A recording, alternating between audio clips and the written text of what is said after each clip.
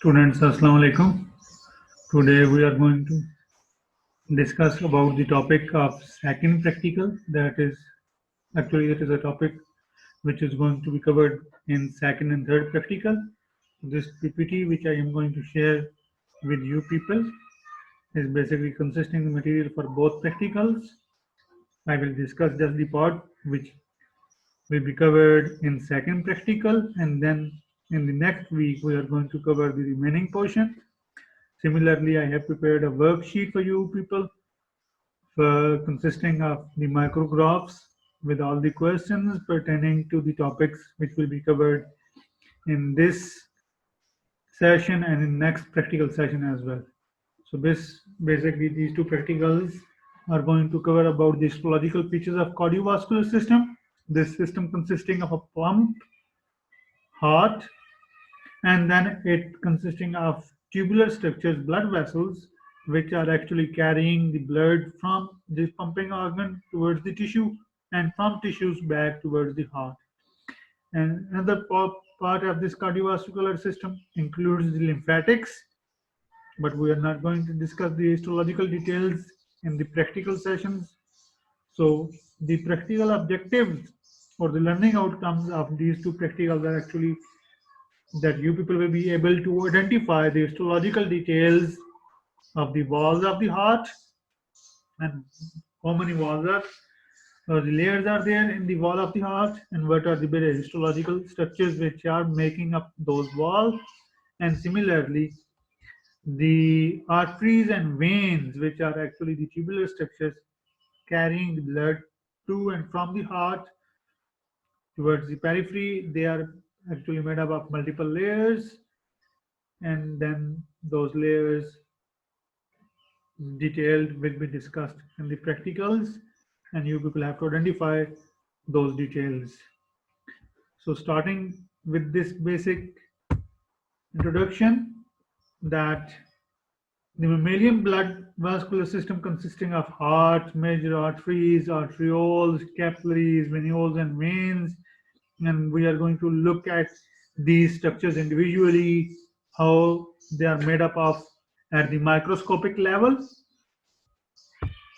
Starting with the heart, the wall of heart is actually made up of three layers,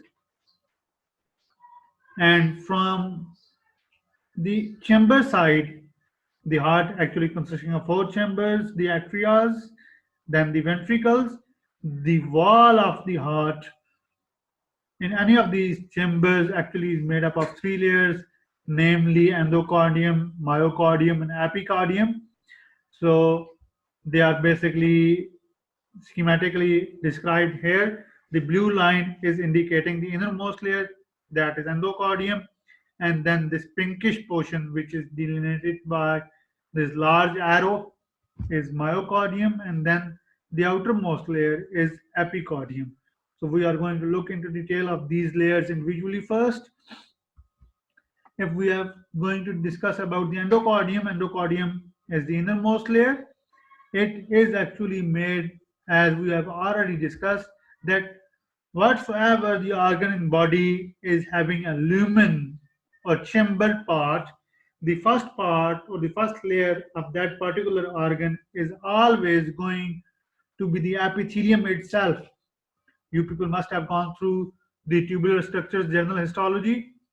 There you must have gone through about the four basic layers.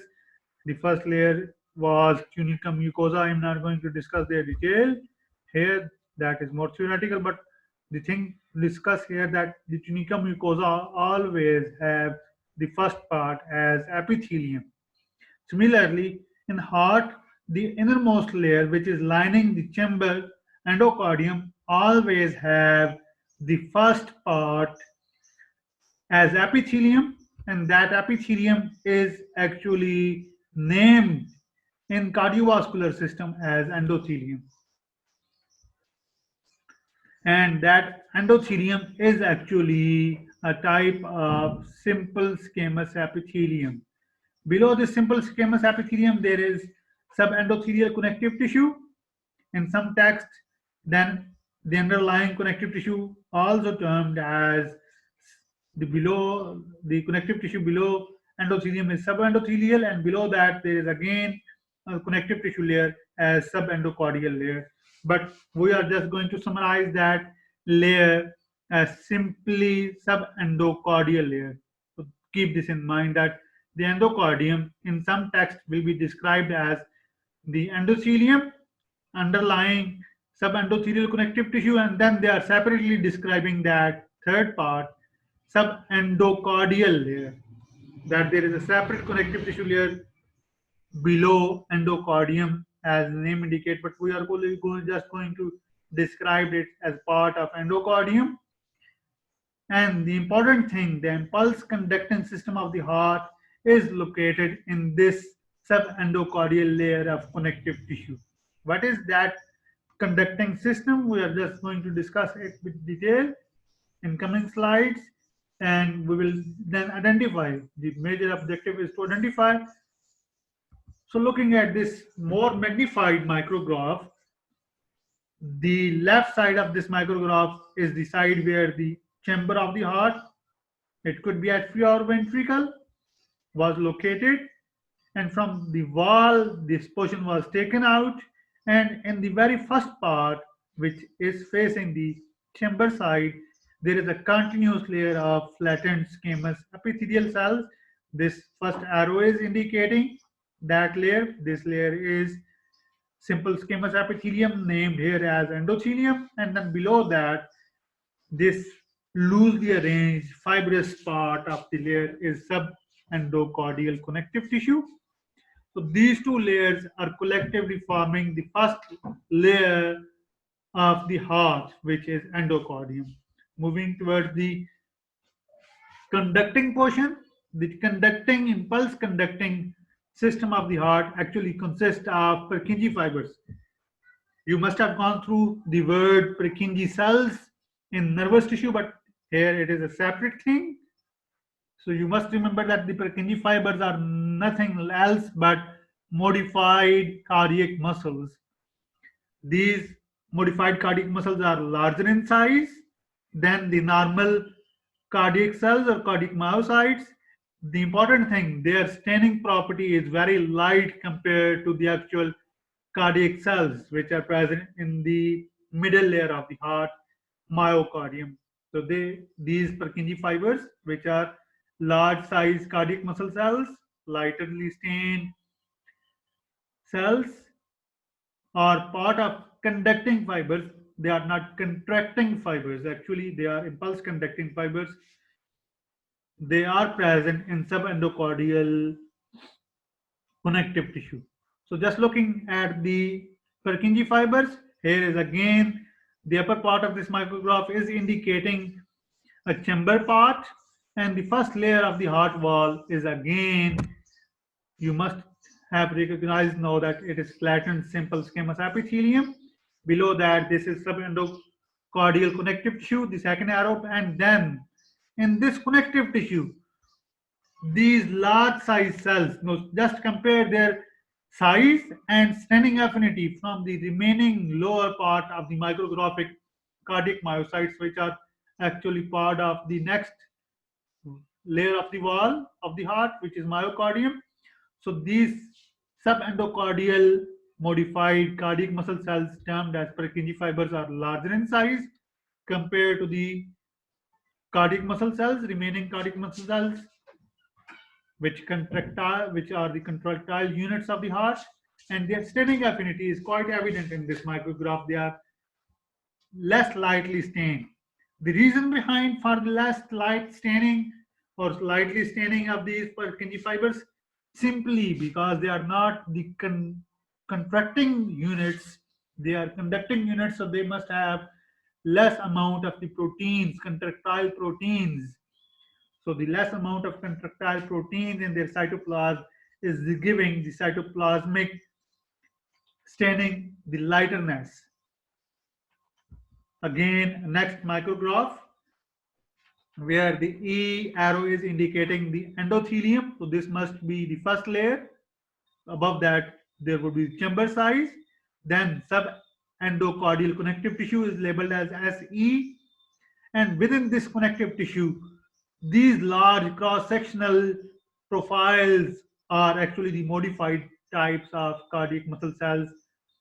These are the conducting fibers, and these conducting fibers are actually the Purkinje fibers. And you can compare the difference in their size with the remaining cardiac cells, which are actually the part of the myocardium, indicated by the letter M here. Moving onwards towards the middle layer of the heart, which is actually the thickest of the three layers. Remember this thing, that this layer is thickest. And if we compare this middle layer thickness in different compartments or chambers of the heart, so the wall of the ventricles are more thick. So we will be having more thicker myocardium compared to the wall of the atria. The reason behind, you must have logically understood that the ventricles have to contract more forcefully, so their wall must have more contractile units, which are cardiac cells. And in the first micrograph, which we have repeated for the third time till now you must have a layer indicated by the word M. This is myocardium, and here you can see the cross-sectional profiles of cardiac muscle cells. And in previous semester, where we were discussing the cardiac cells as the muscular tissue, in cross-sectional profile, you must have gone through their individual features in their cross-section, that their nucleus is central, and around nucleus in certain profile you can see perinuclear sarcoplasm, empty space. So this is going to help you out to locate the cardiac muscle cells where they are present in their cross section. And in next micrograph, you must be visualizing the longitudinal section, and between them the capillaries with lots of RBCs there, and the arrowheads are actually indicating the junctional complexes between two adjacent cardiac myocytes, which we identified in the previous semester as intercalated discs. So this micrograph is actually now a more magnified part. This cardiac myograph is actually indicating the myocardium portion, magnified portion of the middle layer. And here you can identify the longitudinal profiles of cardiac muscle cells. And in this micrograph, again, these are the cross-sectional profile. Just to give you the review, here you can compare these Purkinje cells present on the arrow with the remaining portion of the myocardium. Epicardium. This is the outermost layer. You must have gone through that. There is a pericardial sac. Pericardium. Just look at this very clear demonstration, schematic diagram, or pericardial sac is there around the heart. Just look at these two layers of this balloon, one which is adjacent to the fists of that individual, and then we have a gap between them, air space, and then we have the outer layer of this balloon.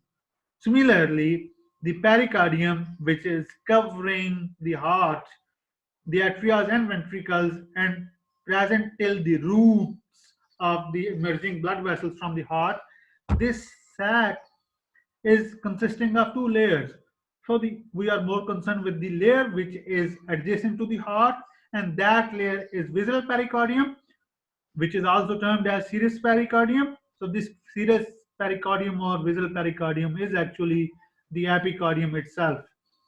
If we look at the components of this layer, just to discuss them quickly, it is again consisting of a simple squamous epithelial cells, which will be labeled as mesothelium here, and towards heart, below the simple squamous mesothelial cells, there will be a small amount of connective tissue, which will be labeled as subepicardial layer of connective tissue. And actually, this is subepicardial layer which contains all the blood vessels, nerves, and surrounding adipose tissue, which is adjacent to the heart. Now again, a micrograph where you can demonstrate the three layers of the heart wall. Superficially, there is simple squamous epithelium, There are a lot of RBCs. This is the side which is facing the chamber. And just to quickly go towards the other side, here is again simple squamous epithelium, a single layer of flattened cells. So this is mesothelium, part of the epicardium. This is endothelium, part of the endocardium.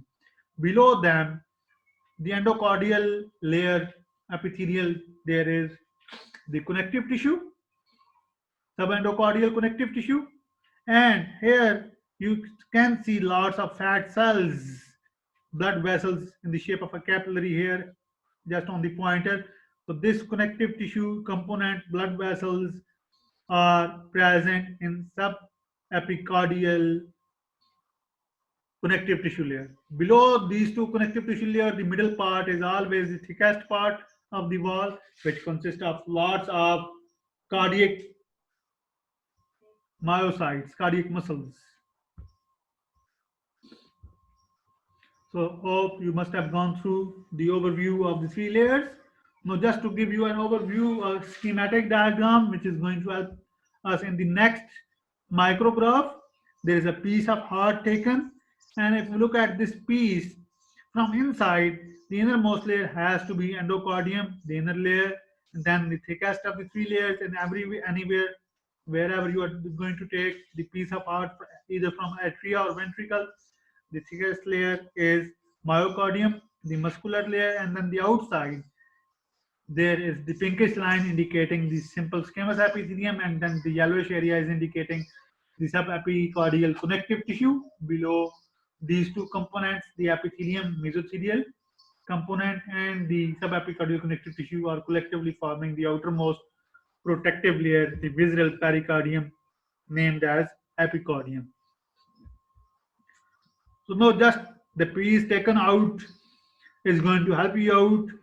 So this is the luminal side of the actual micrograph. On the luminal side, now just follow the arrow. You must have seen bulging nuclei, a single layer cells which are connective, forming a continuous layer, having a bulge which is toward the chamber side. This is the endothelium. Below endothelium, there is a small amount of connective tissue. This part must be taken from the atria because the atrial walls compared to the ventricles are quite thin. So this middle portion, where there are different profiles, longitudinal as well as cross-sectional profiles, this thicker part of the layer is myocardium, made up of cardiac muscle cells, and then just outside there is mesothelium in the shape of again a simple squamous epithelium, and then this connective tissue part, these two, subepicardial connective tissue and mesothelium, is collectively forming the epicardium, which we have just elaborated in this previous slide in this particular area. So moving onward, this is an anatomical division which is going to help us out to basically look at the micrograph which I have just taken from your book, the Forest Atlas, to give you a more elaborative view. These are the atrias, and then we have the cuspid valve, bicuspid and tricuspid valve, and then the ventricles. No, just looking at this component, schematic diagram is again clear cut, indicating that the wall of the atrium is very thin compared to the wall of ventricle. Similarly, and if we compare the ventricular walls, the wall of right ventricle is thin compared to the wall of left ventricle. So this light blue area is the area from where the next micrograph is actually taken out, as indicated by the arrow with a digit 1. So you must have to concentrate on this figure, that this particular schematic diagram is actually present on the next micrograph. So what is in this particular area? A small portion of atria, a portion of ventricle, left ventricle visible, and then a cusp of the bicuspid valve present between left atria and left ventricle, which will be there. So the red line here is indicating the first layer, which is endocardium.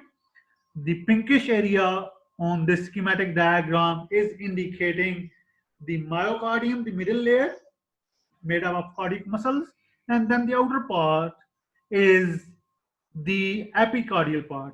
And in epicardium, you must have gone through that there are coronary blood vessels. So there is an artery and a vein which are indicated by this yellow area here. They are present in the next micrograph. So with this description of this basic anatomical division, you must have know the basic idea from where the next micrograph is taken. Now just look at this micrograph. Here we have a blood vessel at this particular part. Here we have a vein which is indicated at this particular part, and then this is the atrial wall. Sorry. So this is the atrial wall. Now just concentrate on this atrial wall. There is a continuous simple squamous epithelial layer towards the atrial chamber, endocardium of atrium labeled, and then the outside there is again a continuous layer of simple squamous epithelium, part of epicardium, the mesothelial part. Between them, below epithelium, you must have this lightly stained area as subendocardial connective tissue, and in this particular part, this lightly stained area with lots of blood vessels, this is subepicardial connective tissue, and then between them you have the cardiac muscle part, which is myocardium of the atrium. Now just compare the total thickness of the atrial wall with this part, which is taken from the left ventricle, how thick the ventricular walls are actually. And then just compare the thickness of the myocardium with the myocardial part of the ventricular wall. And between them, you must have a wall part, the cusps of this bicuspid wall. So again, this is a cusp of atrioventricular wall or mitral wall. Just look at this part, that the wall on both sides, the wall part of this wall which is facing the atrial side and the part of the wall which is facing the ventricular side are lined by or is continuous with the endocardium. So there must be simple squamous epithelium. Below that you have on both sides subendocardial connective tissue, but the core of the wall, wherever you are going to look at the walls in the heart, is not muscular. It is actually a dense irregular connective tissue, and this dense irregular connective tissue is the continuation of the annulus fibrosus. This annulus fibrosus is forming a dense irregular connective tissue skeleton, or you can say that this is the part where all the muscles of the ventricles, myocardium and atrial myocardium have their attachments. This is forming basically fibrous component, and that fibrous component of annulus fibrosus is present in the core of the valves. So valves histology is a bit different from the wall component of the atria and ventricles, but this is not going to be asked in very much detail in your practical. Now moving towards the ventricles, no, just look. There are certain labelings, chordae, these are the anatomical components. The chordae are the cords which are connecting the valve cusps to the wall of the ventricles. So there is a cord visible here labeled as chordae, but we are not going to be discussing the papillary muscles and chordae. These are the components of your anatomy lab. They will be discussed there. If you have gone through that particular part, there must have discussion about this. But looking at this micrograph now, there is very much clear that there is a simple squamous epithelial covering here as endothelium.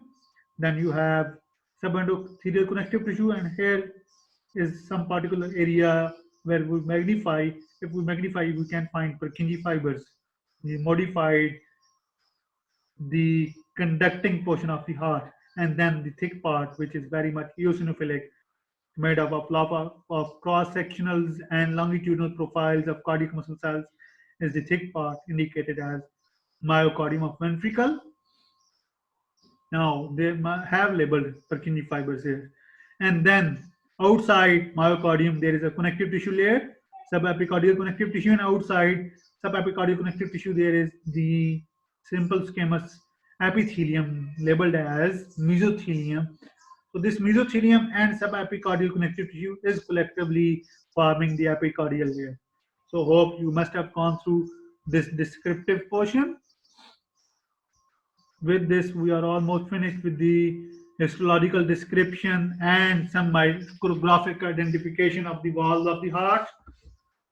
What is important, you must have the orientation from where the piece of the micrograph was taken, which side is facing the chamber side and which is the side which is facing the outside of the heart. So this is going to help you to demarcate or differentiate the innermost layer, endocardium, and the outermost layer, epicardium. Between them, it is quite evident that you can easily identify the muscular tissue. So the next part, which is a general introduction of the basic histology of a blood vessel, a typical blood vessel. That blood vessel, we are not going to name it as artery or vein.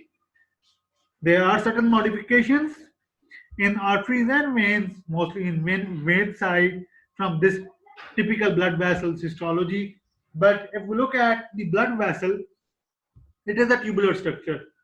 So if we talk the tubular structure histology, you must have gone through the basic introductory part of the lecture, which I hope is discussed by Dr. Saima Masood, that the tubular structure in body is made up of 4 layers, namely the mucosa layer, submucosa, then muscularis externa, and then adventitia or serosa.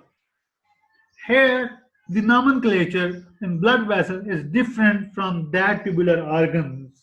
It is a tubular organ, and again, here the wall is again made up of 3 layers. अगर आप इसकी histological details को heart की details के साथ compare करेंगे तो लगभग वही चीज है with some exceptions there, but the names in some books, they are the names which are followed by the heart layers are similarly named as we are going to name in blood vessels, but we are going to use the different terminology here, that we are not going to name the 3 concentric layers of blood vessels on the pattern of heart. We are going to name them we are going to name them differently. If just to give you the basic overview, the innermost layer of a blood vessel which is facing the lumen is named as tunica intima or tunica interna. These are the 2 terminologies which are regularly used by different texts, tunica intima or tunica interna, towards the lumen.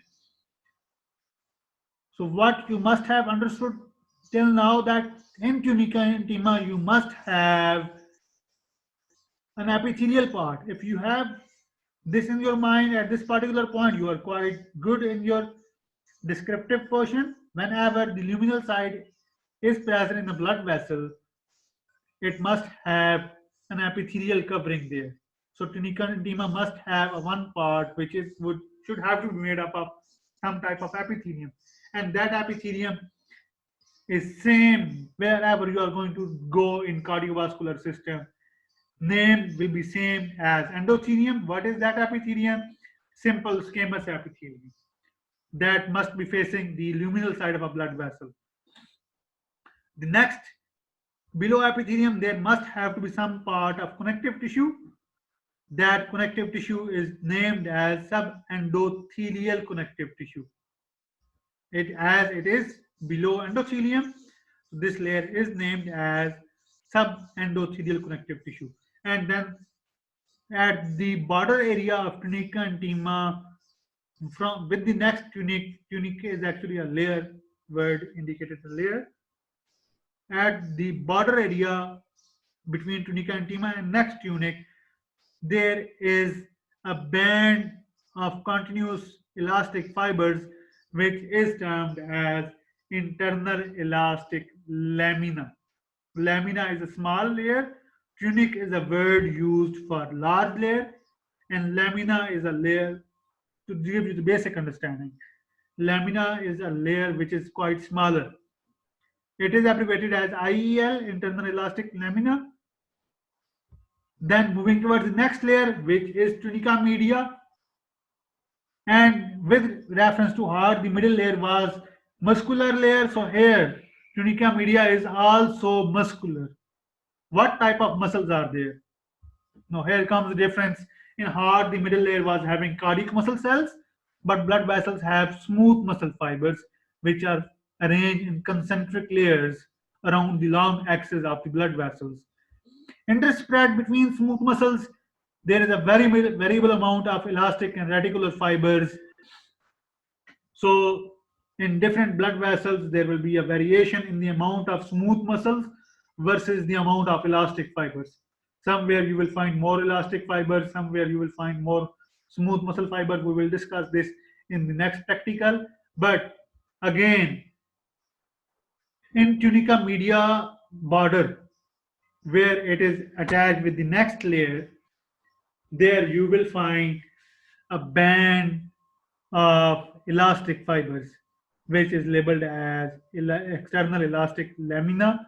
EEL is the abbreviation which is used for this lamina. But to give you a basic concept, in most of the blood vessels, the internal elastic lamina is more prominently developed, more conspicuous than the external elastic lamina. Then the outermost layer of blood vessel is always connective tissue, and that connective tissue layer is termed as tunica adventitia or tunica externa. Externa, the outermost or external layer.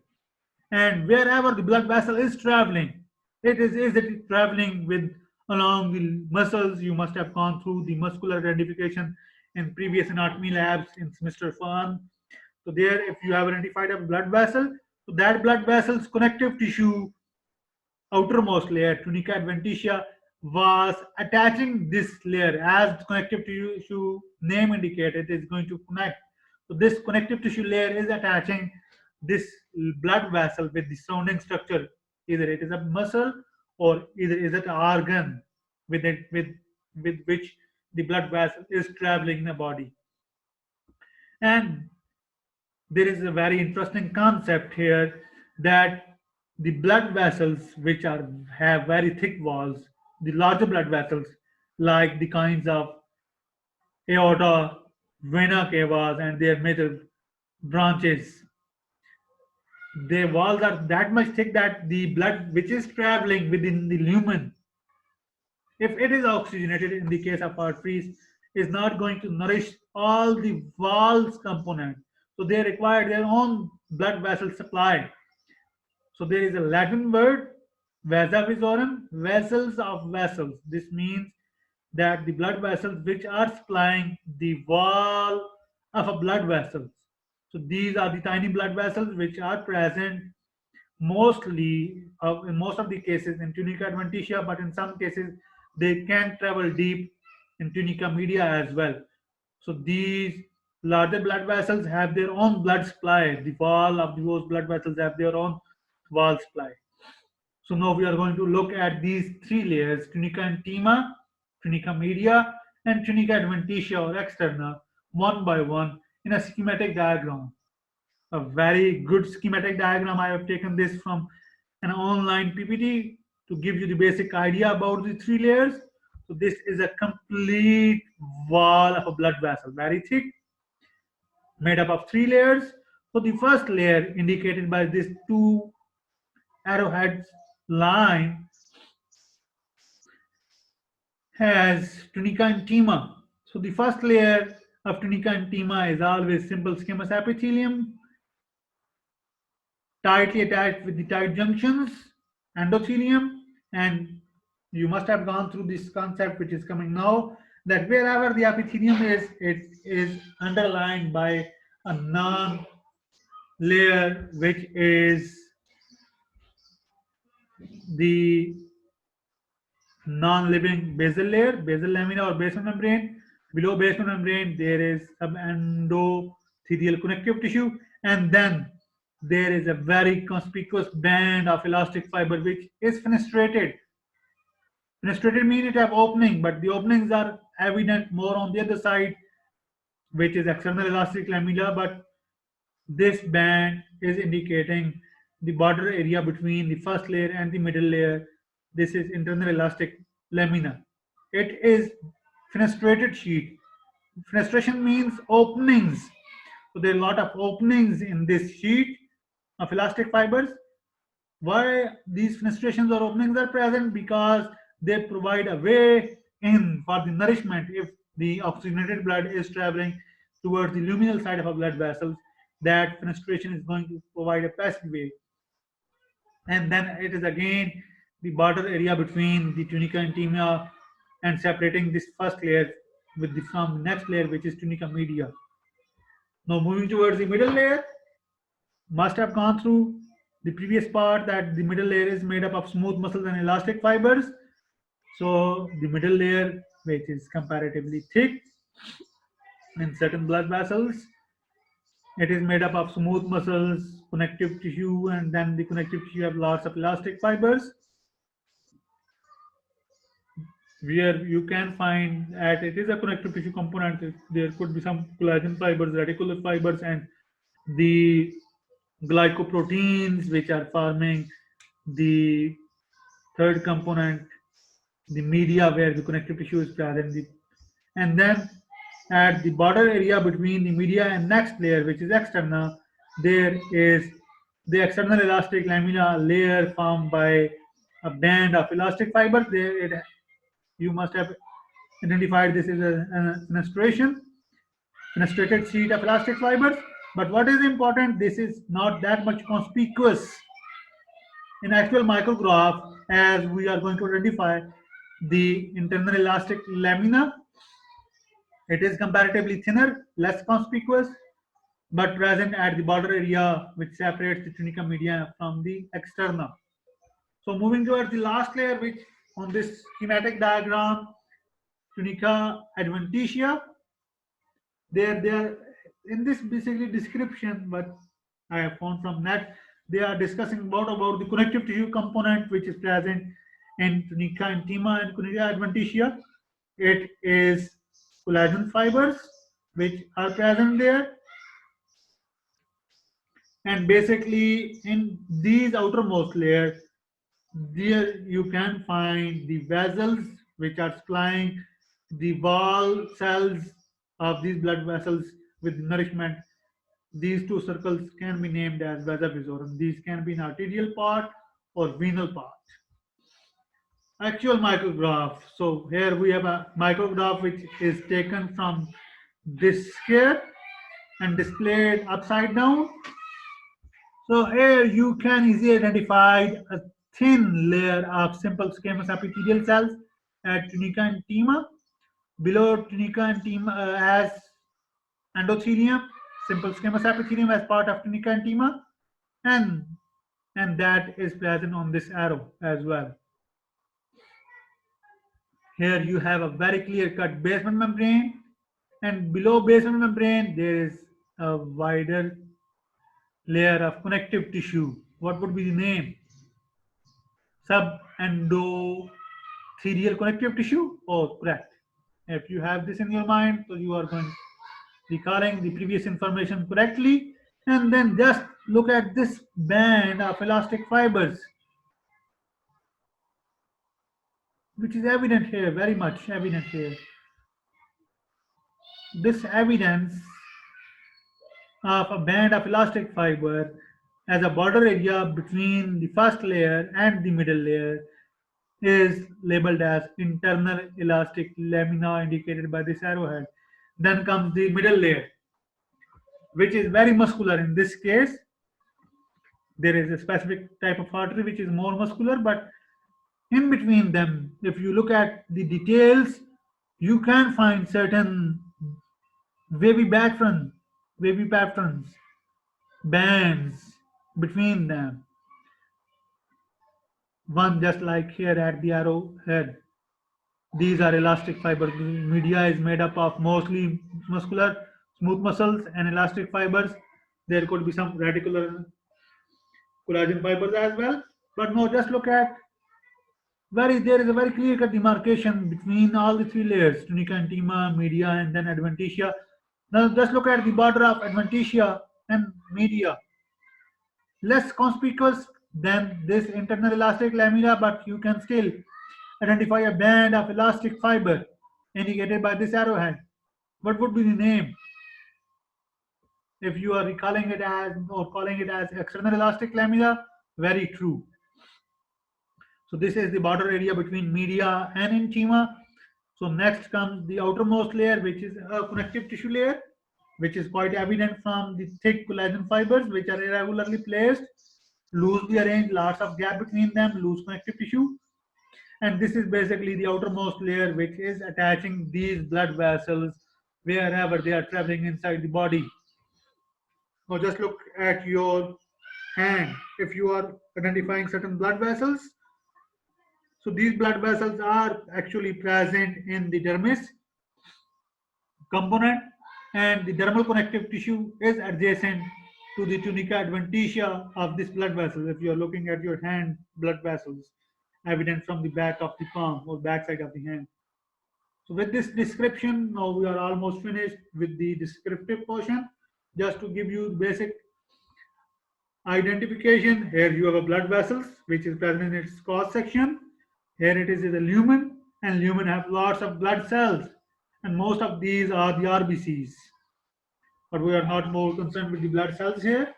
But we are more concerned that what are the three layers. So if you are identifying the three layers yourself by these three arrowheads, so you are going good in the identification part, or you are going to attempt these layers quite easily in your homework sheets. So now just look at this first layer, the endothelial cells here. Then we have a small amount of connective tissue, subendothelial connective tissue, and then we have a very conspicuous elastic band bordering this first layer from the middle layer. What would be the name? Internal elastic lamella. True. And then we have the middle layer, very thick here in this particular blood vessels, where you have lots of smooth muscles. In between them you have lots of elastic fiber. But in this micrograph, what is quite evident that you can easily distinguish between the three layers. The first layer, tunica intima, then the middle layer, tunica media, and then the outermost connective tissue have lots of collagen fibers in it.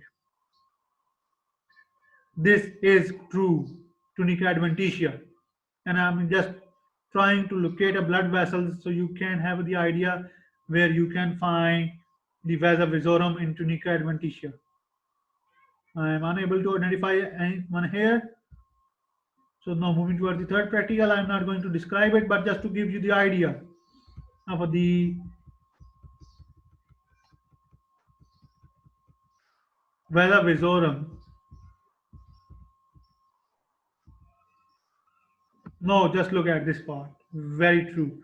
In tunica adventitia of a particular blood vessel, which we are going to discuss in third practical, there is a blood vessel which is having RBCs in it. So this is vasa vasorum. I will try to locate some other one as well. Now they are present in your worksheet. Very clear cut demarcation. So with this, we are finished with this second practical.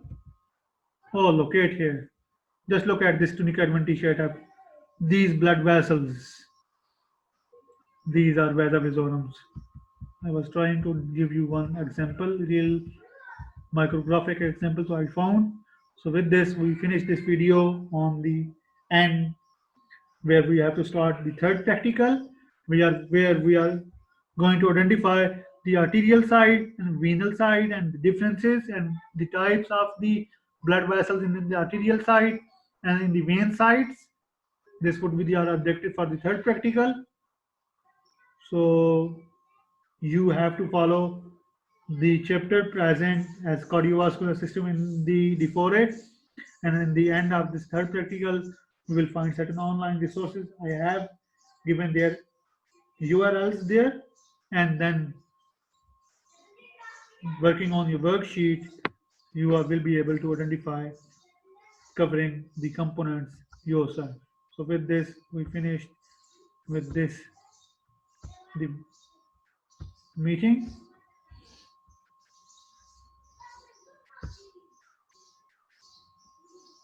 From my side it's Allah Hafiz.